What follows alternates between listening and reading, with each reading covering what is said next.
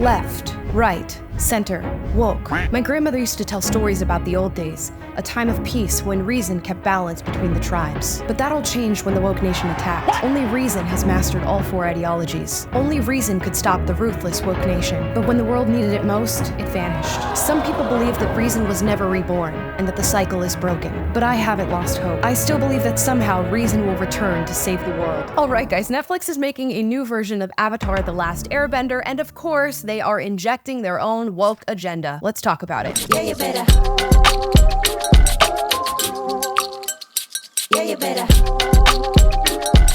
Guys, before we get into today's video, I'd like to give a shout out to all my patrons on Patreon who help make this channel grow, keep the content flowing. Thank you so much for everything you do to support my work. Now, let's talk about Netflix's new 2024 version of Avatar: The Last Airbender, as we have a now viral tweet that got 43.5 million views on X by Variety, stating that Netflix's live-action Avatar: The Last Airbender series is toning down the sexism. It says, quote, "We took out the element of how sexist Sokka was. I feel like there were a lot of moments in the original show that were iffy." The next quote says, "Yeah, totally. There are things that were redirected just because it might play a little differently in live action." Now, for those of you who are unfamiliar with Avatar: The Last Airbender, I'm sure we have some avid fans, but I'm going to give a very brief, slight synopsis for those of you who have never heard of the show before. Now, the show reflects a fictional world with four main groups of people. You have those of water, earth, fire, and air. These four groups of people used to have peace, but then the Fire Nation started mucking things up, and now there's a war happening and no peace. And it is sort of prophesied / understood that the Avatar is what's going to bring peace. He is an airbender, in fact, the last airbender, and a member of the air nomads. Now that you know a little bit about the world, let's get into the main characters. There are three of them: Sokka, Katara, and Aang. We're going to start with Sokka and Katara. They are brother and sister. They are members of the Water Tribe. They are in a boat fishing at the beginning of episode 1, and Sokka says something to the effect of, "Leave it to a girl to screw things up when things start to go wrong." Now, Katara, being the little sister, is of course filled with rage, freaks out on Sokka, calls him a sexist, and ends up breaking an iceberg. "Leave it to a girl to screw things up." You are the most sexist, immature, nut-brained. And in that iceberg is our frozen main character, Avatar: The Last Airbender, Aang. So already in episode 1 of Avatar, we're seeing sexism be used as somewhat of a vessel to move the plot forward. Sokka makes the remark, Katara freaks out, and now we have our main character and the most important character, Aang, the Last Airbender. But somehow Netflix is apparently going to remake this show without the sexism that brings about the main character, Aang. How they're going to do that, I do not know, but I already have qualms with this. Now, I am not a huge stan of Avatar: The Last Airbender. Really, I sort of watched it over my brother's shoulder as a little girl, but I do remember many of the points of this show. And you know what? The sexism and cynicism that Sokka has within his character is pretty pivotal to who he is within the story. It's also pivotal to his character development. He has those ideas challenged constantly, and through that challenge, he grows as a person and realizes that maybe sexism is not the best thing to subscribe yourself to. And as is the case for many characters in our media and entertainment, they grow out of their old ways. Not only that, but if you take out characters that have bad traits or ideas that are unacceptable for modern audiences, you really strip down the hero's journey when it comes to an average story. For example, let's look at Katara in Avatar: The Last Airbender. Katara is a really strong, outspoken young female character, and part of the reason that she is that way is because she has to face sexism in her daily life. She is constantly belittled for the endeavors and the challenges that she wants to take on, for things that she wants to achieve, and in the face of that, she pushes harder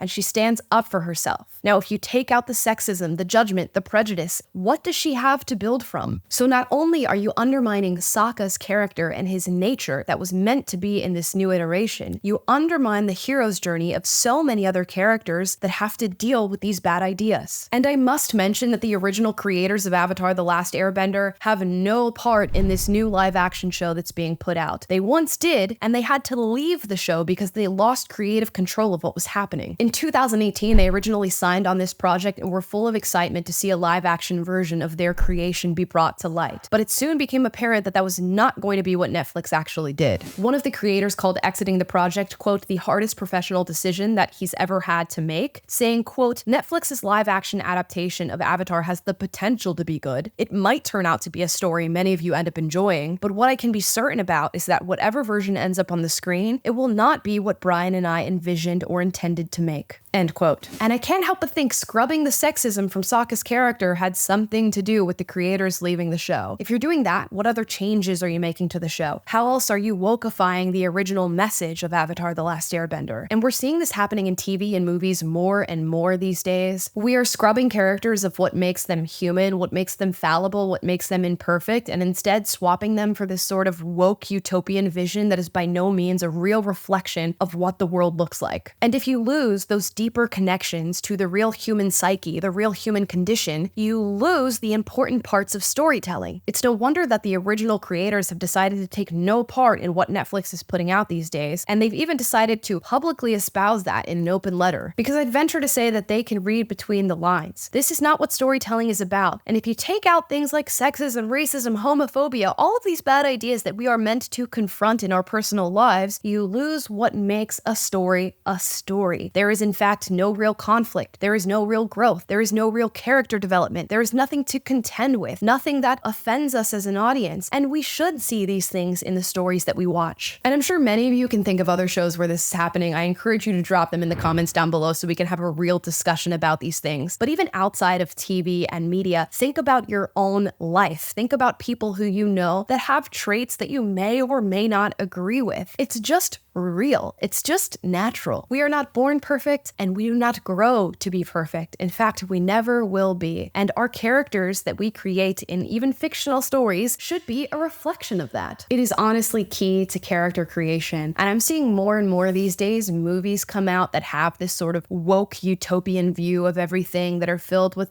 diversity and equity and inclusion, and we've scrubbed all the bad ideas out of it. And you know what? The stories fall flat. There's nothing going on. There's nothing to latch yourself onto. There's no conflict to resolve. Everybody thinks the same, but looks different. And when you think the same, but look different, you really don't have a story to tell. And it is so clear that we've lost sight of what true diversity really means, which is diversity of opinion, values, morals, character development. We're more concerned with diversity and sensitivity than we are with actual dynamic storytelling. And I can guarantee you the audience feels it. I don't know the last time that I really watched a good story play out on the screen in front of me. And it's because you can feel the agenda. And with the agenda, you feel the flatness of what you're really watching. And there are many other examples of companies and corporations doing this stuff. You're all experiencing it with Marvel and Disney films, Nickelodeon, Cartoon Network. They're more a slave to their own dogma than they are to the story. And we have to challenge this, or we will never have good entertainment again. There is a reason that we depict sexism, racism, homophobia in our media and entertainment, and it's because it exists in the real world. And if your story has no real link to what's happening in the real world or to the deeper parts of the human psyche, then why are you telling it? I think we've all heard the phrase that sunlight is the best disinfectant. And in the case of bad ideas, what that means is you should be allowed to espouse them, because when you do, they can be confronted, they can be contended with. If Sokka is not sexist in Avatar: The Last Airbender, how does one learn to overcome sexism? Because guaranteed, you will find it out in the real world. We can argue about how big of a problem it may be, but it's one nonetheless. And the same can be said for any trait that we've deemed to be less than ideal for modern audiences. We have to depict them to recognize them. We have to depict them to learn how to overcome them. It is just a fact of life. And with some of these changes, you might as well take the original IP and source material and burn it, because the story becomes a skeleton of what it once was. It is an insult to the writers and creators who, I will remind you again, are no longer a part of the creation of this new iteration. And more so than that, it is an insult to the audience.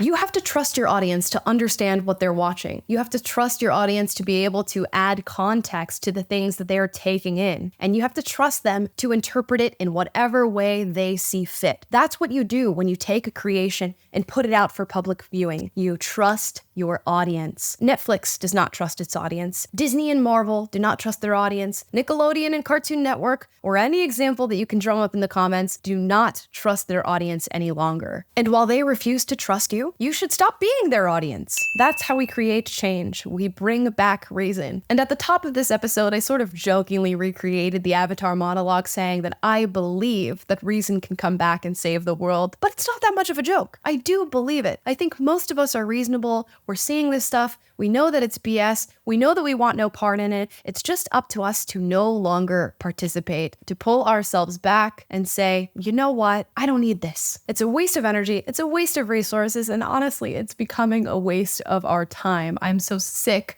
of TV shows and movies that are so filled with agenda that you can't even tell what the real story is about anymore. And it seems like Avatar: The Last Airbender, a show that I once excitedly watched over my older brother's shoulder, is the next on the chopping block. So I'm gonna stick to the old one, the one from the 2000s, and whoever wants to watch this 2024 version can do that. Hopefully it's not many. But those are just my thoughts on this subject matter. I'd love to hear yours. Drop them in the comments down below. As always, I encourage healthy debate, so duke it out, but do so respectfully. And if you like this video, like, subscribe, click the notification bell to be notified every single time I post a video for you guys, which is every day. And yes, let's hope that reason will one day return to save the world. Bye, guys. Yeah, you better.